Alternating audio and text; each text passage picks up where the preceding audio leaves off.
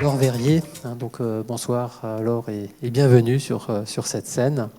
Quelques mots rapides pour préciser un peu votre parcours. Et bien sûr, vous me corrigerez si je dis des bêtises, ça va de soi.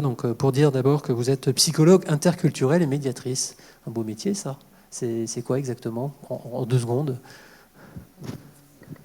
De formation, donc psychologue interculturelle, c'est-à-dire que je suis entrée dans le travail par les questions de diversité dans les entreprises essentiellement, voilà, et sur les territoires.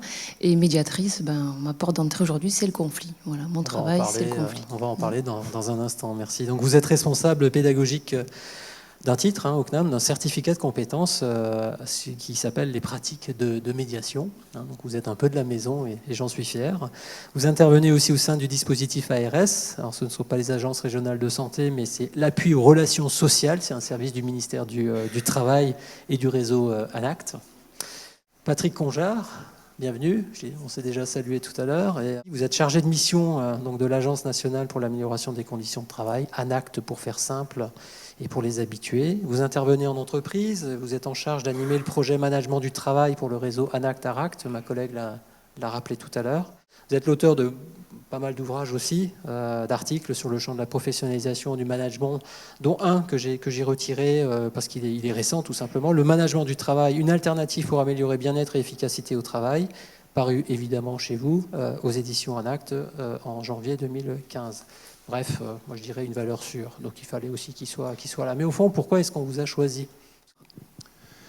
Oui, alors vous faites référence à l'enquête effectivement réalisée cette année au titre de la SQVT. Il y a d'autres éléments qui sont intéressants dans cette enquête, mais effectivement, il y a un premier point d'interpellation, c'est ce chiffre qui tend à montrer que alors que dans beaucoup d'organisations, il y a a priori un certain nombre d'espaces qui ont vocation à pouvoir parler du travail. Il y a des réunions, il y a des espaces formels, informels. On a des organisations du travail qui, y compris, revendiquent le fait qu'il y ait dans leur mode de fonctionnement des espaces qui soient offerts aux salariés pour pouvoir s'exprimer sur le travail. Et le constat qu'on fait, et qu'on observe, y compris nous dans les organisations, c'est que cette expression sur le travail ne va pas de soi. Alors, sans trop développer à ce stade, mais elle ne va pas de soi pour différentes raisons, soit parce qu'on ne la provoque pas, c'est-à-dire qu'on ne va pas chercher effectivement à faciliter, à encourager, à solliciter cette expression, alors, à travers les dispositifs, les modalités, mais y compris parce que les modes d'organisation, les pratiques de management ne s'appuient pas sur cet objectif-là. Et puis, ça ne va pas de soi aussi parce que parler de son activité professionnelle, parler du travail, c'est quelque chose qui est extrêmement personnel, ancré dans sa pratique et qu'on a tous fait l'expérience des difficultés à expliciter à un tiers c'est quoi mon boulot, explique-moi comment ça fonctionne, qu'est-ce que tu fais. Enfin, au-delà d'une difficulté, je dirais, organisationnelle et managériale liée à l'existence ou non d'espace pour pouvoir le faire, je pense qu'il y a aussi une vraie difficulté à pouvoir s'exprimer clairement, explicitement sur des choses qui relèvent de l'activité de travail et que ça ne va pas de soi, effectivement. Alors à quoi sert-il au fond de parler du travail ? Est-ce que c'est comme le titre l'indiquait, peut-être aussi en guise un peu peut-être même de provocation, pour ne pas perdre son temps ? À quoi ça sert finalement ? Laure, peut-être, Laure Verrier. Alors se poser la question de l'utilité, déjà, ça me semble proposer presque un biais, c'est-à-dire ça sert à qui et à quoi. Bon, si on se place du point de vue des salariés, c'est-à-dire de ceux qui réalisent le travail, je crois que ça sert à nommer ce qui est très souvent soit inconscient, soit pas formalisé. C'est-à-dire que c'est tellement évident pour moi je le vois dans les médiations, c'est tellement évident que c'est comme ça que ça se fait, c'est comme ça que je travaille, que je m'organise, toutes ces ficelles du métier, finalement, on les partage peu. Donc je crois que ça sert à parler d'un objet, le même, c'est-à-dire le travail, en sachant qu'il n'y a pas qu'il y a une flopée de représentations et de rapports au travail. Donc je crois que ça permet de faire ceci, de faire le lien entre, non seulement, et ça on l'entend beaucoup, un pont entre le travail prescrit et le travail réel, c'est une chose, mais surtout, je dirais, le travail dans les équipes tel que moi je considère, tel que moi je veux le revendiquer, est tel que l'autre me l'attribue, ou les autres me l'attribuent. Il y a toujours un écart, en fait, entre ce travail revendiqué et le travail attribué. Et bien évidemment, ça fonctionne plus ou moins bien, voire globalement, ça dépend des endroits. Et puis le conflit arrive au moment où on se rend compte qu'en fait, on n'a pas du tout la même façon, où on n'en a jamais parlé. Et je rejoins ce que disait Patrick tout à l'heure, il y a peu d'espace où on en parle finalement. On parle beaucoup au travail, mais peu du travail. Donc si on pose cette question, visiblement, on pourrait imaginer qu'il y aurait un besoin. Je reste toujours au conditionnel. On peut aussi l'imaginer par rapport à ce qu'on a entendu dans la table ronde tout à l'heure, voire dans les ateliers. Alors j'ai envie de me demander, est-ce qu'il faut l'organiser et si oui, comment? On va y revenir. Faut-il laisser faire? Enfin, là, je pense qu'on commence à creuser un peu le sujet et aller un peu dans le dur. Patrick ou Laure, parce que je pense que cette question est suffisamment ouverte. Oui, alors moi je pense alors sauf à ce qu'on y revienne, mais ça serait quand même utile de rester un peu sur cette question du pourquoi, qui me semble être importante à développer parce que vous l'avez vu à travers la journée, les témoignages d'entreprises qui ont été faits, ça a été redit, y compris par les partenaires sociaux. C'est extrêmement important quand même de clarifier la finalité de ces espaces où on va chercher effectivement à amener un certain nombre d'individus à s'exprimer sur leur travail. Et me semble-t-il, à travers les expériences, on a vu une première catégorisation des finalités différentes, et y compris, comme c'est souligné à l'instant, les intérêts peuvent être différents selon que l'on se passe du point de vue du salarié et de l'intérêt que je peux avoir, moi, en tant qu'individu, à m'exprimer sur ce qu'est mon travail, sur ce qu'est mon activité. Je peux y chercher de la reconnaissance, tout simplement, en rendant explicite, effectivement, la réalité de mon activité, les difficultés qui sont les miennes, mais je peux aussi y chercher, et c'est un point sur lequel je reviendrai, un petit peu de pouvoir d'agir sur ce travail. C'est-à-dire qu'une première porte d'entrée pour pouvoir agir sur mon activité, c'est à un moment donné de pouvoir interagir avec d'autres interlocuteurs, le management en particulier, la direction, que sais-je, mais en tout cas de pouvoir interagir avec d'autres sur la réalité de mon activité.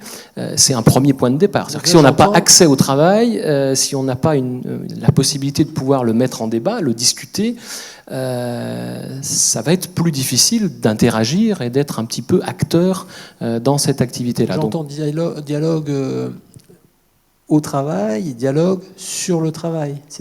Tout à fait. Il y a des notions là peut-être à spécifier. Il me semble que en tout cas, c'est peut-être sous-entendu derrière l'intitulé du colloque, mais et c'est peut-être aussi un premier point de distinction. L'objectif, c'est bien de parler du travail. C'est-à-dire qu'effectivement, un premier critère à regarder, complémentaire à celui des finalités, c'est-à-dire celui du pourquoi, c'est celui du surquoi.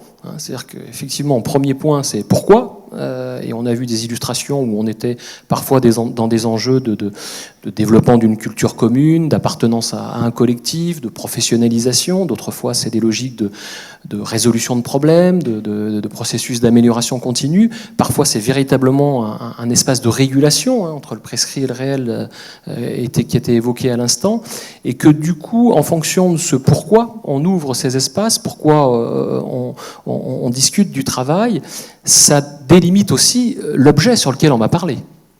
C'est-à-dire que, je vais vite, si par exemple l'enjeu c'est bien de redonner un peu de pouvoir d'agir au terrain, aux acteurs directement en charge de réaliser le travail, à un moment donné il faut que l'objet de la discussion il puisse porter sur non seulement les conditions de réalisation, mais peut-être aussi les perspectives, les finalités. C'est-à-dire que l'objet même de la discussion va être importante.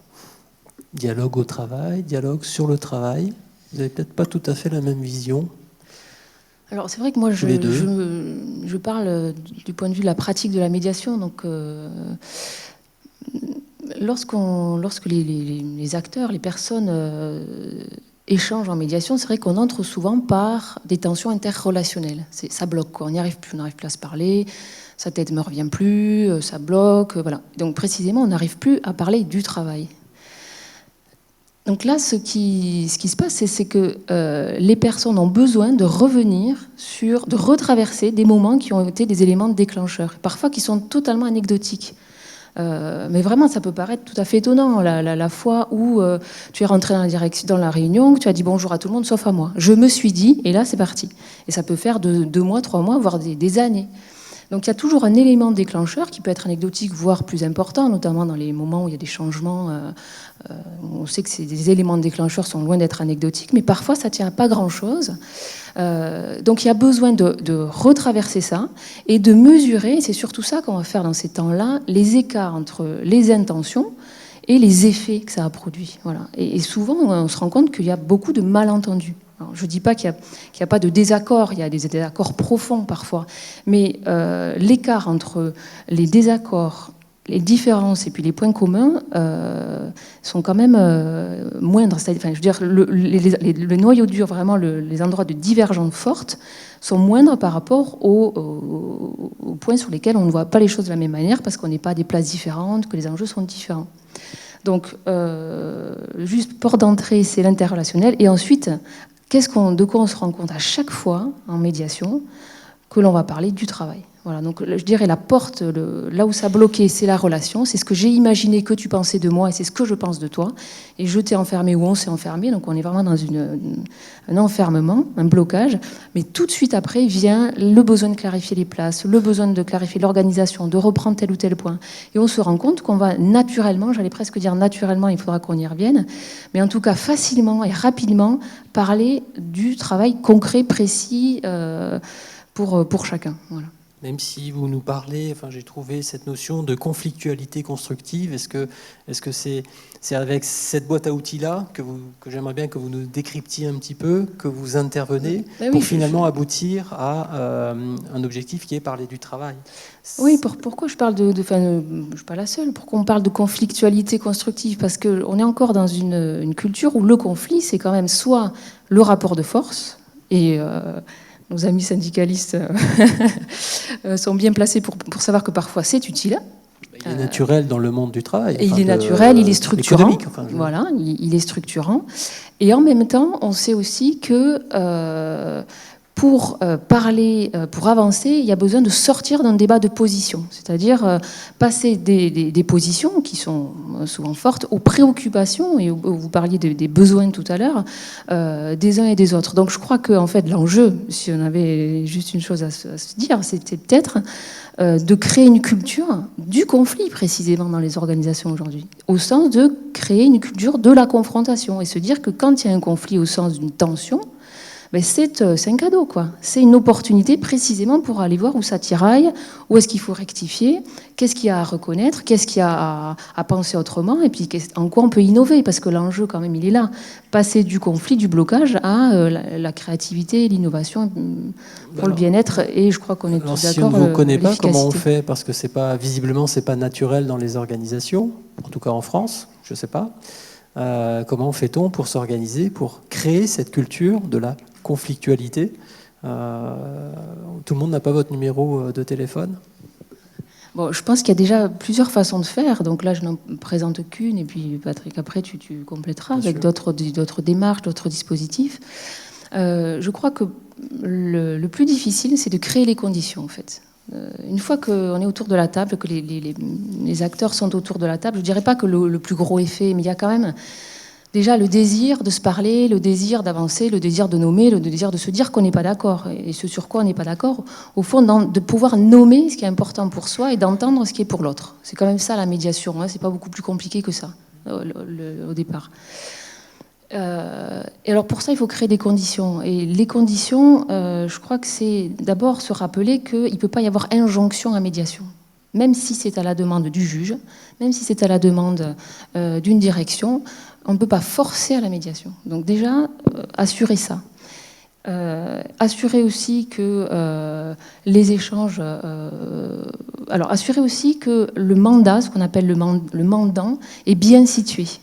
C'est-à-dire que la personne qui va proposer la médiation ne soit pas elle-même prise par le conflit, prise dans le conflit. Donc ça, c'est essentiel. Si elle l'est, on va aller chercher quelqu'un ailleurs, plus haut, à côté, etc.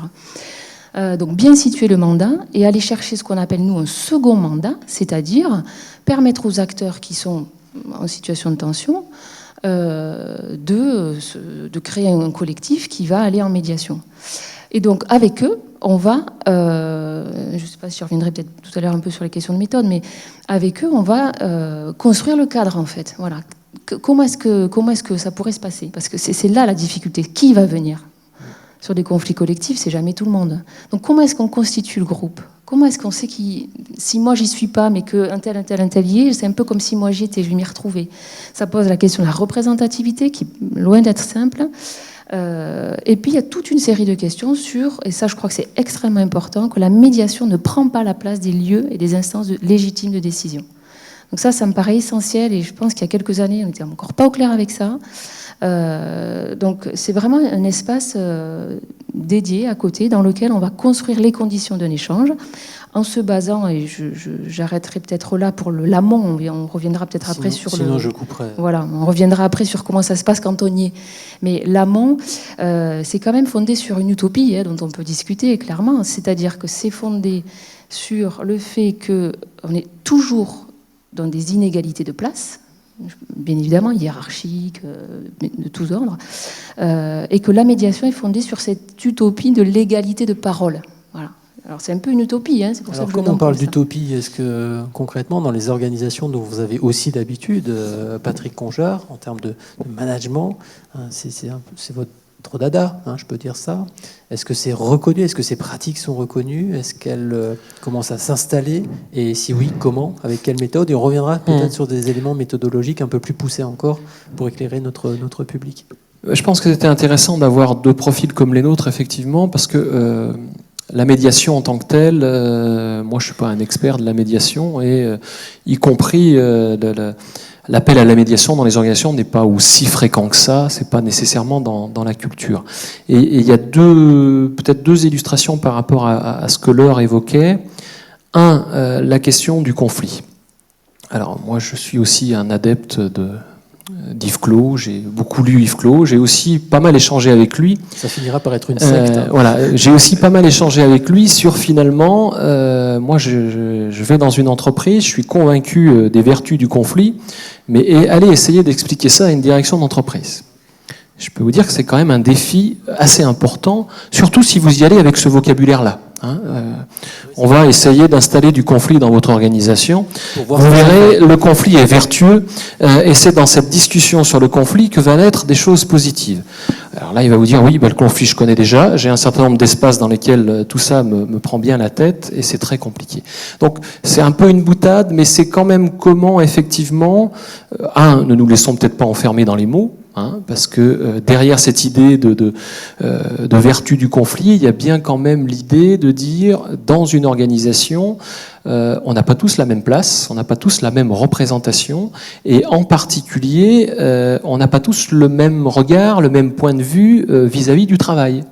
On peut avoir un point de vue purement gestionnaire, on peut avoir le point de vue de celui qui le réalise, et en fonction de ma place, en fonction de ma contribution, je dirais, au fonctionnement global de l'entreprise, on est plus sur quand même l'intérêt à un moment donné, effectivement, de mettre en discussion, et moi je reviendrai plutôt sur la question du travail, de mettre en discussion le travail, les représentations, les attendus, les exigences autour de la question du travail, et installer un vrai débat dans une organisation autour des exigences vis-à-vis du travail, entre les exigences vues du point de vue d'une direction commerciale, d'un manager, et puis les exigences vues du point de vue de celui qui le réalise, mais aussi vues du point de vue de celui qui est entre les deux et qui essaye d'opérer bon an mal an, avec parfois du soutien de son organisation, ou parfois à l'encontre de son organisation, un peu un travail de traduction, de régulation, au sens de Jean-Daniel Reynaud.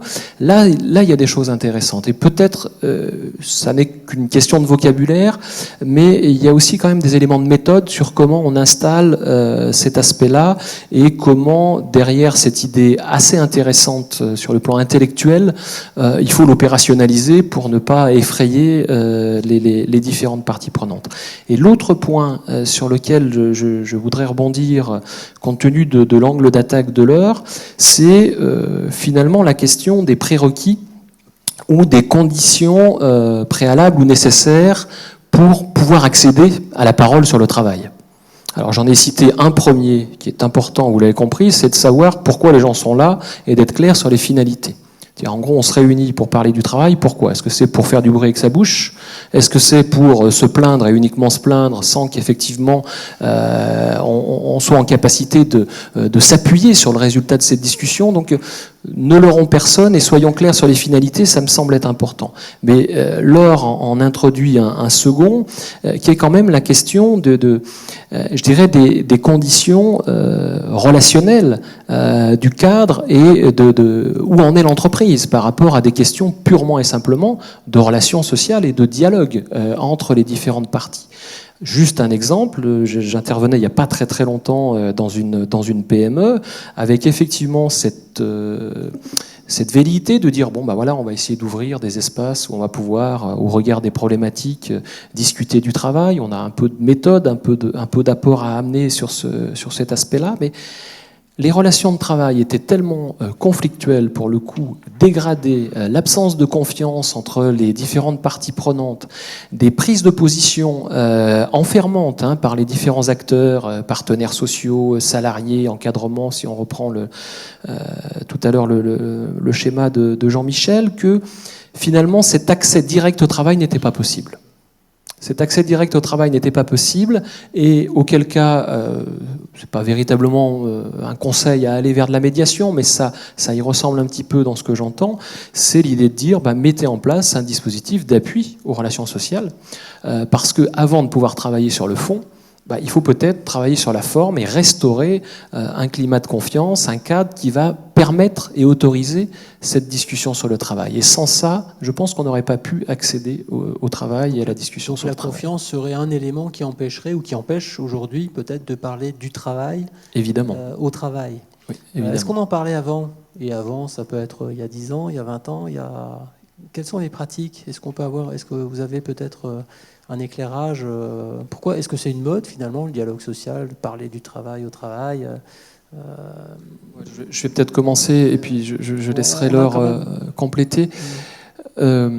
Il y a une actualité importante cette année. On a parlé effectivement des réformes, on a parlé, je dirais, de l'attention un peu nouvelle des pouvoirs publics, des partenaires sociaux sur la question des enjeux à parler du travail. C'est pas nouveau, me semble-t-il. On été évoqué les cercles de qualité qui s'appuyaient aussi sur ce principe directeur. Je ne vais pas reparler des lois Auroux, mais on pourrait aussi se dire qu'à un moment donné, c'était quand même parmi les différents aspects inhérents aux lois de 82, il y avait cette idée de droit d'expression des salariés.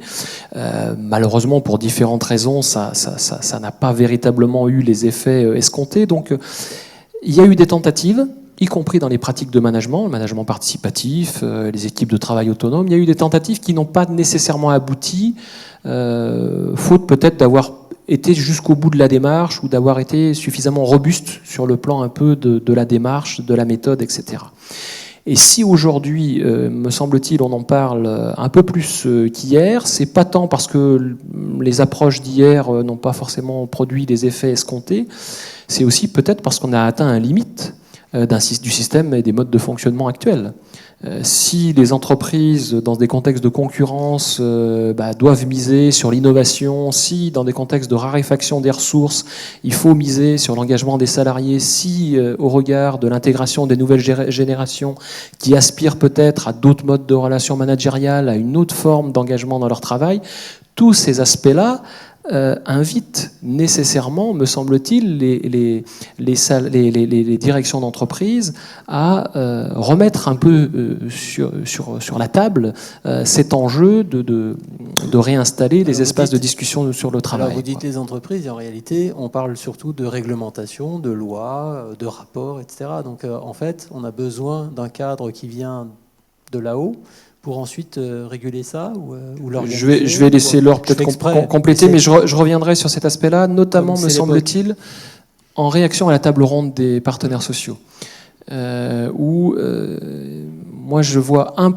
retiens un point de cette table ronde, j'y reviendrai, c'est, me semble-t-il, le fait qu'on a tendance à opposer ce qui relèverait du dialogue social, d'une part, institutionnalisé, cadré, et ce qui relèverait du dialogue, on pourrait dire professionnel, ou des relations professionnelles, d'autre part, comme si effectivement ces deux dimensions n'avaient pas forcément leur place, ne pouvaient pas nécessairement cohabiter et s'articuler en bonne intelligence, en bonne cohérence. En tout cas, moi j'ai un parti pris là-dessus, c'est que effectivement l'un ne va pas sans l'autre, mais il ne s'agit pas de défendre sa chapelle plutôt qu'une autre. Voilà. Non, il s'agit de l'organiser. Donc, j'ajouterais peut-être quand même un facteur qui me semble important, c'est l'éloignement non seulement des acteurs qui pensent le travail de ceux qui vont le réaliser, pour ne pas dire l'exécuter parfois, et l'éloignement aussi, et je me permets de le dire parce que ça a été dit dans la table ronde tout à l'heure, parfois de représentants du personnel qui sont eux aussi éloignés de la réalité du travail, des salariés. Donc ça fait un double éloignement, à ça cumuler quand même une accélération du travail, et puis je dirais des facteurs sociétaux qui n'ont rien à voir avec l'entreprise même, mais qui impacte quand même de façon très forte le travail. Le nombre de cellules familiales qui éclatent, etc. Donc bon, voilà. Donc ça, c'est des éléments macro, me semble-t-il, quand même importants. Je pense aussi que ce qui compte aujourd'hui, c'est que les espaces de négociation sont souvent alors, c'est un débat, donc tant mieux si on n'est pas tous d'accord avec ça. Mais moi, ce que je constate, quand on nous interpelle encore une fois, quand ça a été loin, c'est que les instances deviennent des chambres d'enregistrement. Et on est dans une judiciarisation des rapports, où finalement, les endroits où on pouvait parler donc de dialogue social au sens ne fonctionnent plus. Voilà. Donc finalement, je crois que moi je partage l'idée que c'est complètement lié, les instances de dialogue social au sens formel, CHSCT, etc., et le travail des salariés. Pour moi, c'est vraiment des vases communicants. Voilà. Donc on a plusieurs facteurs qui concourent au fait qu'on parle de ça. Et puis je finirai juste avec je dirais quasiment le diagnostic qui a été posé par les experts qu'on connaît ou qu'on nomme souvent, à savoir, ce qui est douloureux pour le salarié, c'est le travail empêché, le sens. Je ne me reconnais plus dans mon travail à tel point que, et ça c'est quand même assez nouveau, mon identité en tant qu'homme ou femme est touchée. Et ça, là, on rentre dans le champ de l'intimité quasiment. Je crois que, ce qui rend peut-être l'exercice encore plus difficile. Oui, je pense qu'on voit bien pour je crois tout un chacun ici voit que lorsqu'on parle du travail, et tu le disais tout à l'heure, tu disais affectif ou intime, je ne sais plus quel était ton mot exactement, mais je crois qu'on rigole pas, quoi. Enfin, on rigole pas au sens où je m'y engage. Et les gens qui sont le plus engagés au travail sont ceux qui en souffrent le plus. Et ce qui est insupportable aujourd'hui, et ça, moi je le vois vraiment dans les médiations, c'est que je ne peux pas bien faire mon travail. Voilà. Donc c'est ça qui est insupportable. Et ça peut effectivement mener, et de façon plus rapide, non seulement à des frustrations, mais des passages à l'acte. Voilà. Donc parler du travail, c'est un sas qui permet à minima de nommer l'insupportable. Voilà. Alors c'est pas suffisant, et je suis d'accord avec l'idée que parler ne suffit pas, mais j'allais presque dire sur la question de l'utilité, c'est déjà ça. Ça sert déjà au moins à nommer l'insupportable ou le difficile. C'est pour ça que peut-être j'aurais pas tout à fait le même point de vue que toi sur la question de l'objectif. Il faut qu'on rentre dans le... Oui, voilà. Si on devait s'engueuler un petit peu, je dirais juste sur ce point que je pense qu'il n'y a pas forcément besoin d'avoir un objet. Je vois bien ce que tu dis quand tu dis qu'il faut qu'il y ait des objectifs, etc. Mais ce que j'ai pu constater, moi, c'est que se parler, c'est pas parler à d'autres, des auditeurs, des experts à qui on va raconter à quel point ça va pas, mais c'est se parler. Et c'est ça qui est quand même radicalement différent. Et se parler, c'est déjà en soi utile pour soi, pour ça, déjà. Et ensuite, effectivement, je suis tout à fait d'accord avec l'idée que ça ne suffit pas, et que du coup, il y a à penser les espaces en articulation, voilà. Notamment, il y a des décisions à prendre, il y a des moyens à allouer, etc. Ça suffit pas, on est d'accord. Mais je crois quand même qu'il faudrait pas aller trop vite sur une forme de rationalisation aujourd'hui, même de ces espaces qui sont des bulles d'air, quoi. Si en plus dans ces espaces-là, il faut être efficace, c'est lourd, quoi. Alors, c'est vrai que la notion de conflit, là, bon, on n'a pas le temps de l'ouvrir, mais c'est pas forcément la violence, le lourd, le dur, voilà, bon, c'est une forme de tension, voilà. Et dans la tension, le rapport de force. Oui, voilà, mais c'est avant tout la vitalité.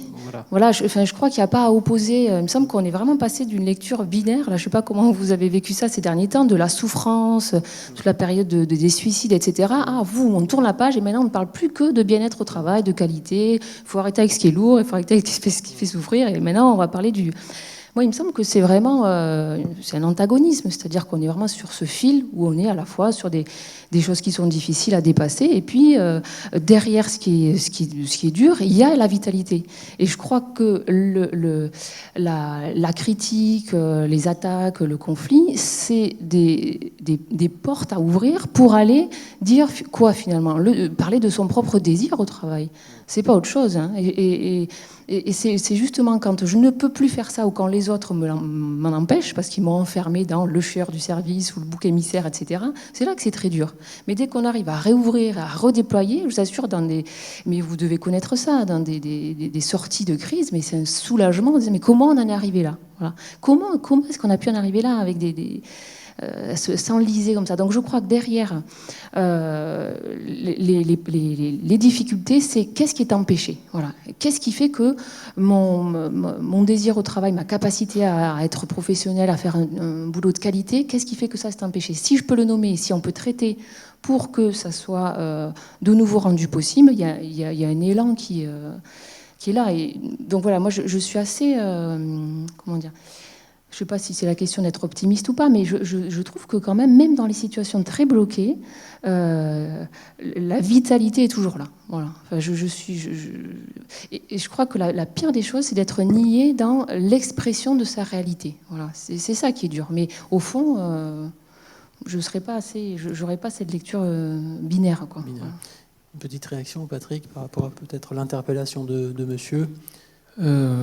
Alors mon interpellation elle était plus autour du concept d'entreprise libérée et puis effectivement d'un certain nombre une forme de médiatisation sur des pratiques alternatives, hein, en matière de management en particulier. Alors j'ai beaucoup étudié ces cas-là, je les connais assez bien, avec à la fois un certain nombre d'idées intéressantes, je pense, qui reposent sur des principes qui effectivement font la part belle quand même aux espaces de discussion sur le travail et en tout cas remettent en question un mode de fonctionnement où globalement le management est plus en situation de contrôle et d'empêcheur de tourner en rond, si je caricature un petit peu, que véritablement dans une posture de soutien et d'appui à la réalisation du travail. C'est notamment autour du modèle du management du travail, tu faisais référence à l'ouvrage, on défend un peu cette idée-là, c'est-à-dire comment effectivement recentrer, repositionner, pas seulement les acteurs, les managers, mais l'ensemble du système davantage dans ce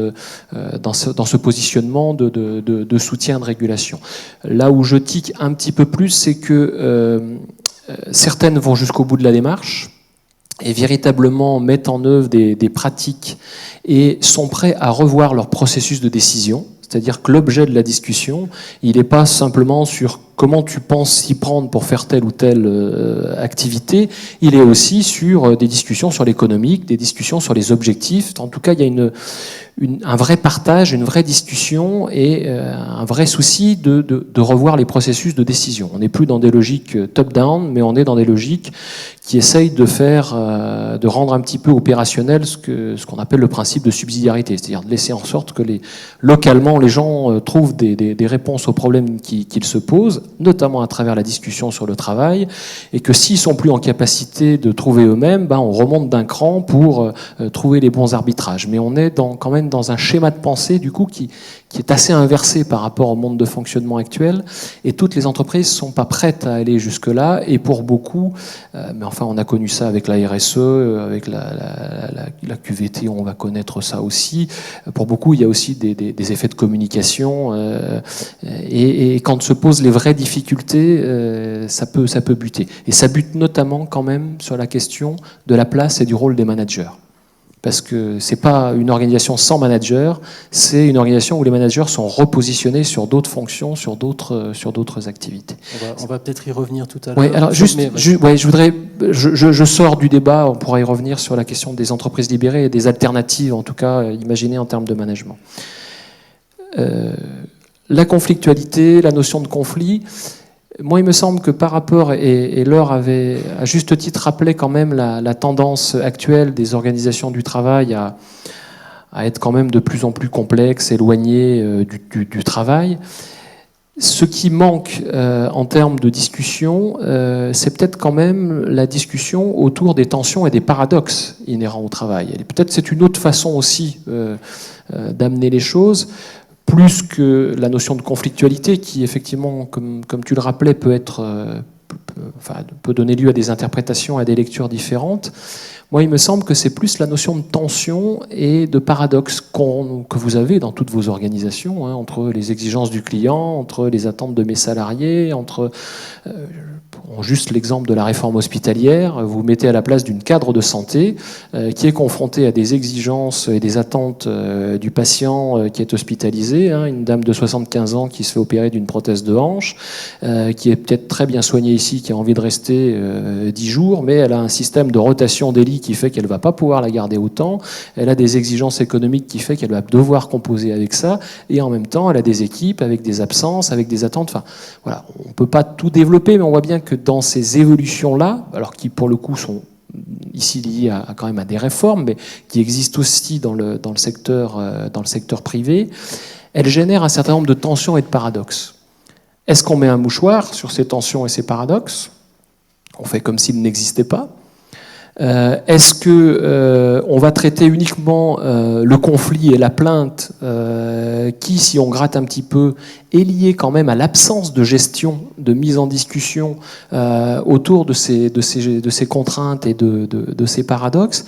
Et moi, il me semble, en tout cas, travailler et amener une discussion sur le travail et au regard des réalités du travail et de la nécessité de bien faire son boulot pour y trouver du sens, de bien faire son boulot pour que ça rentre bon an mal an dans les exigences économiques de l'organisation, bien faire son boulot pour que ça corresponde aux orientations stratégiques de l'entreprise, bien faire son boulot pour qu'on ait quand même un service rendu au client ou à l'usager qui soit satisfaisant.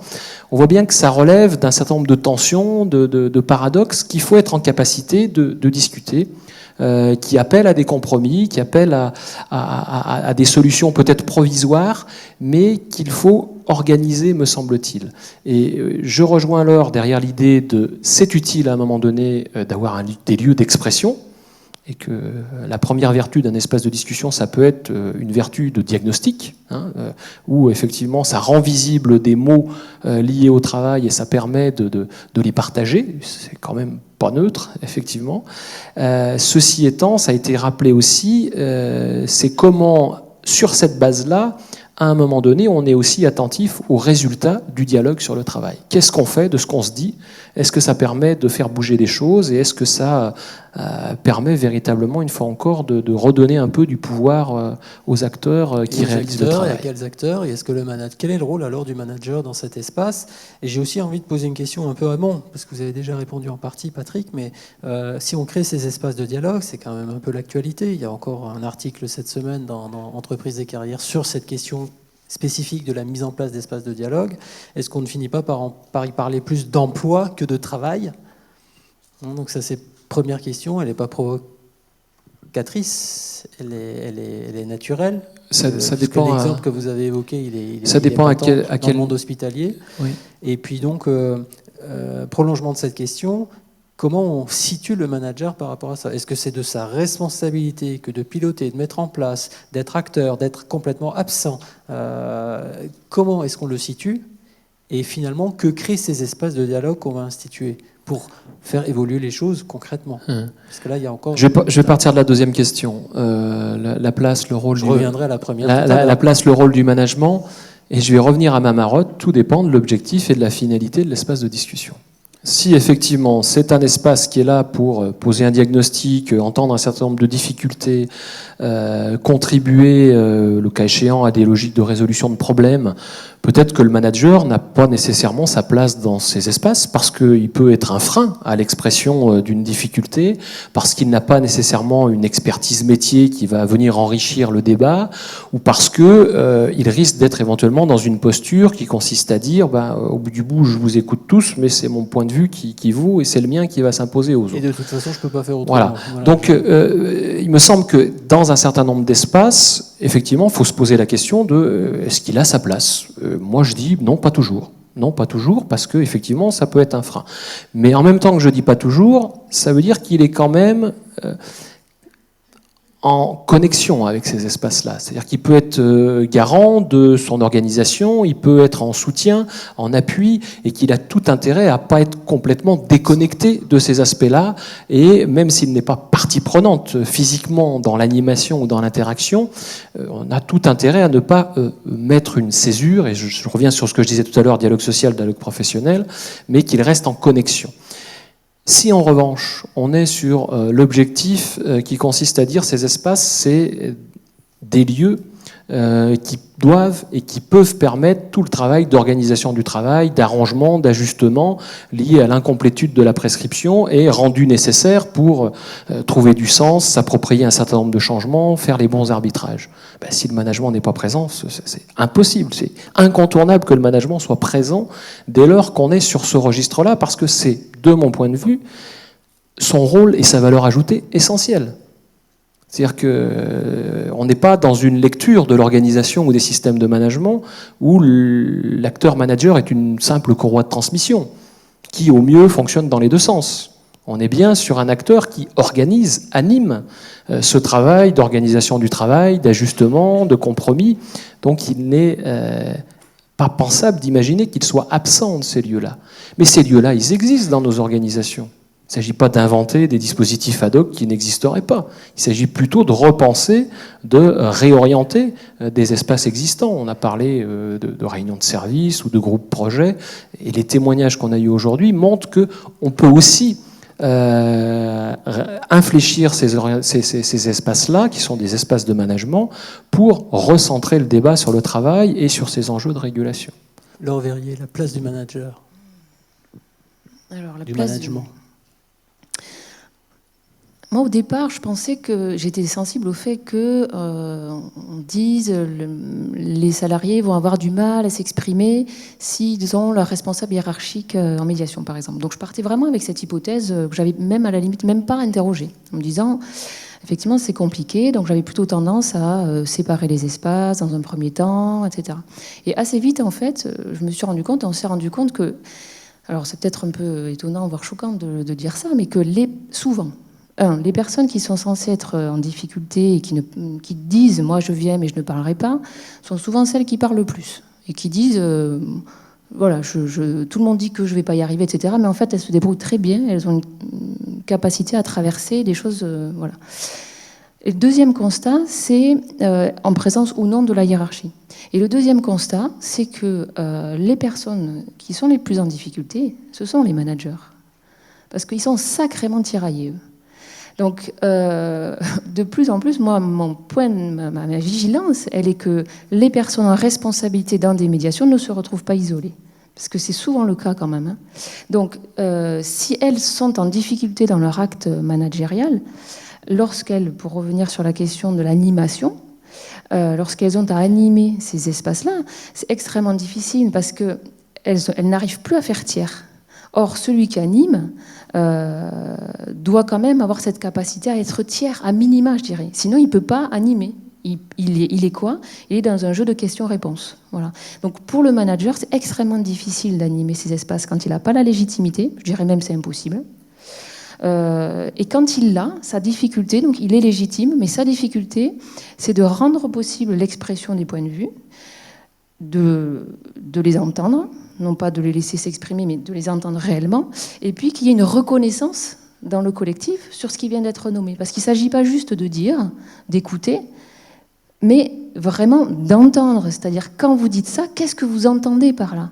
Et je crois que c'est là le cran qu'on a du mal à passer au travail. C'est que les gens parlent, s'entendent, mais ne s'écoutent pas vraiment. Et du coup, et ça je crois qu'on connaît tous là, le disque rayé, quoi. C'est-à-dire, ça parle, on répète les mêmes choses, c'est toujours les mêmes gens qui parlent. C'est une question d'animation. Et, ben, alors, c'est une question d'animation, mais c'est sacrément dur de justement ne pas répondre quand on est manager. Parce qu'on est attendu du côté de la réponse.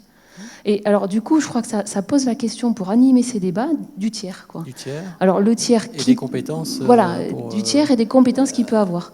Alors, ça peut être un binôme, ça peut être... Enfin, en tout cas, il me semble que pour que ça marche, il faut avoir vraiment pensé la place de l'animateur. C'est pas nécessairement un tiers externe, évidemment. De toute façon, ça serait impensable, voilà. Mais en interne, de Quelqu'un penser qui respecte vraiment... un rôle précis. Voilà, c'est ça. Qui n'en déroge pas. C'est ça. Et je crois que l'autre ingrédient, me semble-t-il, qui fait qu'on ne perd pas son temps, parce que c'est un peu la question, c'est que il puisse y avoir cette reconnaissance mutuelle. C'est-à-dire que lorsque la première étape, c'est de nommer, alors souvent c'est vrai qu'on ne va pas nommer ce dont on a besoin ou ce qui nous préoccupe, mais on va nommer ce qui ne va pas. C'est ce que tu disais tout à l'heure. Donc déjà, c'est de passer de cette formulation de plainte à le renverser du côté des préoccupations. Qu'est-ce qui te ferait dire que ça, par exemple, je ne sais pas, j'ai plus confiance. De toute façon, voilà, j'ai plus confiance. Alors, qu'est-ce qui vous fait dire, qu'est-ce qui fait que vous avez plus confiance, et qu'est-ce qui vous ferait dire que la confiance est rétablie? Donc, on va, je dirais, déjà faire cette première bascule. On va sortir de la plainte pour passer dans une parole du côté des préoccupations, et ensuite faire en sorte qu'il y ait une reconnaissance mutuelle entre les collaborateurs. Et c'est seulement lorsqu'il y a cette reconnaissance, donc la reconnaissance vraiment du malentendu, du désaccord, etc., qu'on peut passer à la phase de trouver ensemble des solutions et atteindre les objectifs assignés par telle ou telle instance. Voilà. Et ça, c'est vrai que ça demande, alors c'est pas forcément des compétences qui requièrent des années de formation, mais un point d'attention en tout cas dans les entreprises, petites ou grandes d'ailleurs, pour que les acteurs qui animent aient cette attention-là, je dirais. Voilà. Je vais laisser réagir Patrick. On prendra une ou deux questions et je passerai à la Oui, dernière phase. je peux qu'abonder dans l'idée de dire que ça ne va pas de soi et que ça peut être même, disons-le, assez casse-gueule pour les managers que de s'aventurer sur ce terrain-là. Et que du coup, ça pose quand même la question, au-delà de l'équipement, de l'outillage, du cadre en tout cas, toute la problématique de l'accompagnement et du soutien aux managers, qui peut renvoyer à des actions de formation, d'outillage, le cas échéant, qui renvoie aussi à des questions de reconnaissance et de légitimité, c'est-à-dire effectivement, est-ce que je suis attendu sur ce registre-là? Si je ne suis pas attendu sur ce registre-là, ça va déjà être une première difficulté. Et cet accompagnement, me semble-t-il, il est d'autant plus nécessaire que il faut bien dire quand même que nos managers ne sont pas du tout préparés à ça. Les sciences du travail, ça ne fait pas partie du cursus classique et habituel des managers, que ce soit à travers les programmes de formation initiale dans les écoles d'ingénieurs ou les écoles de management, ou que ce soit à travers les dispositifs de formation continue qui sont apportés aux managers. Donc il me semble qu'il y a un vrai sujet à creuser sur effectivement comment mieux les soutenir, les préparer, les accompagner pour être sur ce registre-là. Et de toute façon, ils auront tous à faire l'expérience parfois à être en difficulté, à tirer des enseignements et donc il faudra peut-être un certain temps avant qu'ils soient à l'aise. J'ai un rôle strict dans mon animation, je ne dois pas donner d'avis. Cela dit, au CNAM, il y a quand même un petit peu des choses qui sont faites dans ce domaine-là. J'en dirai pas plus. Tout à fait, mais je ne peux pas ne pas le faire. Justement, le timing, ça prend du temps tout ça. Comment on s'organise du temps dans les organisations aujourd'hui pour mettre en place ces espaces et pour les valoriser, pour s'en occuper, pour que le manager prenne aussi le temps par rapport à ce qu'on vient d'évoquer à l'instant. On est dans des contradictions énormes entre les gains de productivité et là on se dit il faut prendre plus de temps pour dialoguer. Est-ce possible ? J'imagine que oui, mais comment est-ce qu'on fait ? Comment est-ce qu'on arrive à faire passer ces messages ? Et est-ce que vous avez peut-être un ou deux exemples à nous citer pour administrer la preuve que vraiment c'est possible et que c'est en effet pas si compliqué que ça pour le faire ? Je pense que la question du temps n'est pas forcément... c'est vrai qu'on la nomme comme étant la condition sine qua non, mais du temps perdu, au sens... quand je dis perdu, c'est perdu... pas fructueux, pas utile, au sens où les acteurs eux-mêmes se disent « je suis en train de perdre mon temps ». Il y en a beaucoup quand même dans l'entreprise, il y en a quand même beaucoup. Donc je pense que si on arrive, enfin, il y a des entreprises qui arrivent d'ailleurs à connecter ces temps-là je dirais aux préoccupations des salariés. Il y a des moments où, par exemple, dans les entreprises, on a besoin de revenir sur sa pratique, prendre des temps pour analyser sa pratique. Bon, on va le dédier, on va décider d'un rythme qui est soutenable, donc ça ne va pas prendre, je dirais, nécessairement énormément de temps. Et puis c'est surtout, au-delà de temps en plus, comme tu le disais tout à l'heure, je crois que c'est des temps autrement. On peut tout à fait prendre un quart d'heure dans une réunion d'information, qui est d'habitude une réunion descendante, où on va créer les conditions, soit avant cette réunion-là, soit après, pour un temps qui est plus propice à des échanges d'une autre nature. Donc je crois que ça ne prend pas forcément beaucoup de temps, c'est surtout un état d'esprit et une façon de penser les échanges au travail. Je ne crois pas que la question du temps soit un obstacle. Voilà. Me semble-t-il en tout cas. Oui, je pense qu'on se rejoint sur le fait qu'il ne s'agit pas nécessairement d'aller dans la surenchère qui viserait à réouvrir des espaces, mais bien de réfléchir à ceux qui existent et à peut-être les réorienter et travailler autour de cet enjeu de discussion sur le travail. Et donc du coup, ça passe nécessairement à un moment donné quand même par un état des lieux de quels sont les espaces de régulation qui existent dans nos organisations. Est-ce qu'il y a des espaces qui favorisent le retour d'expérience sur des situations problèmes rencontrés sur le terrain? Est-ce qu'il y a des espaces qui permettent effectivement de participer à des enjeux de mobilisation du collectif pour pouvoir agir sur l'organisation du travail. Donc il y a sans doute un premier temps qui consiste à faire un état des lieux, un diagnostic pour réorienter les espaces existants, voire pour en supprimer, parce que encore une fois, il est sorti un sondage il n'y a pas très très longtemps où vous demandez aux gens leurs sentiments ou leurs impressions vis-à-vis du nombre de réunions auxquelles ils sont soumises dans une semaine. Pour beaucoup d'entre eux, ils sortent en disant « j'ai l'impression d'avoir perdu mon temps ». Pour le coup. Donc voilà, il y a sans doute un vrai travail de ce point de vue-là. Deuxième axe, moi il me semble que c'est aussi quand même à un moment donné lever un certain nombre de contraintes ou d'exigences qui n'apportent absolument pas de valeur ajoutée sur le plan de l'efficacité des organisations et qui ne servent pas des enjeux de qualité de vie au travail. Rentrer par exemple par l'analyse de l'activité des managers qui, dans certaines grandes organisations, passent 60% de leur temps à être sur des activités de gestion ou de reporting, et y compris creuser un petit peu qu'est-ce qui se passe, quelle est l'utilité, quel est l'usage de ces outils-là, de cette activité-là, parce que ça devient une activité à part entière et importante pour eux, on s'aperçoit qu'il y a peut-être des choses qui sont plus du tout utiles, qui n'ont pas une grande valeur ajoutée ni sur le plan de l'efficacité organisationnelle, ni sur le plan de la qualité de vie au travail. Et donc là, c'est bien tout le travail qui participe à recentrer peut-être le management sur un certain nombre d'activités, dont sa responsabilité en termes de discussion sur le travail. Alors, est-ce que la réforme du dialogue social, le fait de ne plus démultiplier les objets de négociation, de les recentrer, participera aussi au fait que ce temps sera mis à profit pour, et ça reboucle sur la question de tout à l'heure, peut-être être un peu plus et davantage sur la question du travail et des conditions de travail que sur des préoccupations qui relèvent d'autres champs. Ça ne veut pas dire qu'il ne faut pas s'intéresser à l'emploi, mais ça veut dire qu'il y a quand même l'emploi a pris une place importante dans ces espaces-là. Et souvent, comme ces espaces ils sont très contraints, qu'il y a peu de partenaires sociaux, que les agendas sont très chargés, peut-être que la piste qui est avancée, notamment de resserrer certains objets, d'être un peu plus en cohérence, permettra davantage d'aller sur le champ du travail. Et on ne peut pas aborder la question du dialogue au travail ou du dialogue sur le travail de la même manière en fonction de l'endroit où on se trouve.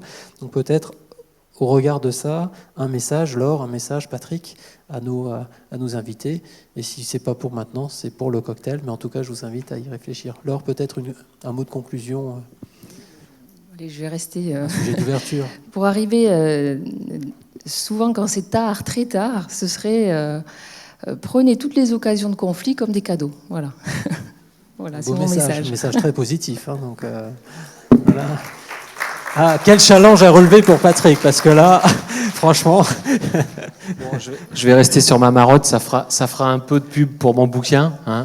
Il faut réconcilier le management avec le travail. Voilà. J'ai envie qu'on les applaudisse vraiment très fort.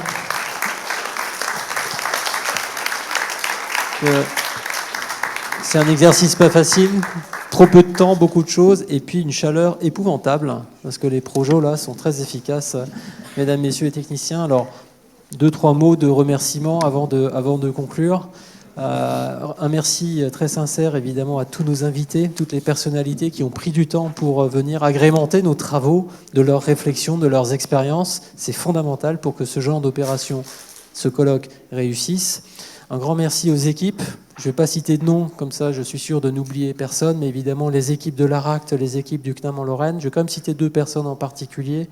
Diane Magot d'un côté, Aline Drone de l'autre, puisqu'elles ont travaillé sur les contenus. Et je vais en citer une autre quand même, c'est ma collaboratrice Cécile Brice qui a vraiment assuré pour que tout l'aspect communication, toutes les invitations qui ont été de belle qualité, tous les dossiers qui vous ont été présentés, eh bien, puissent être de la qualité qu'on avait envie de vous offrir, c'est-à-dire la meilleure possible aujourd'hui. Merci, à bientôt et bon vent.